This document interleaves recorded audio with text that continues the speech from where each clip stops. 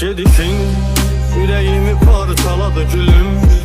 Nə qədər məni məhv edəcək bu zülüm. Həyatım, nəfəsim, ürəyim ya qayıt məni yaşat ya bir dəfəlik qoy ölüm. Həsrət nə deməkdir bilirəm onsuz, hər saniyə ölürəm yazsın bir kəlmə ki gəlirəm gəlsin, gözləyirəm gəlsin.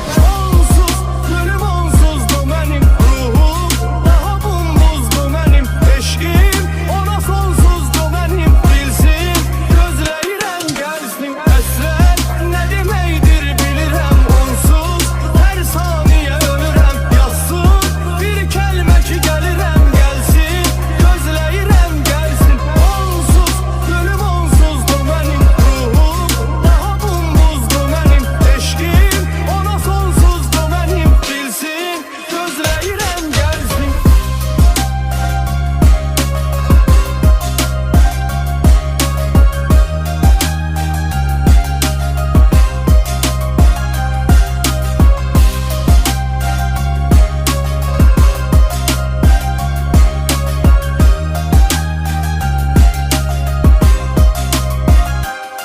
Özlərin axtarır səni gəzir ürəyim, ürəyim ona bəs necə dözür ürəyim. Onu kaş biləsən, gələsən, görəsən məni necə sənsizliyin üzür ürəyim.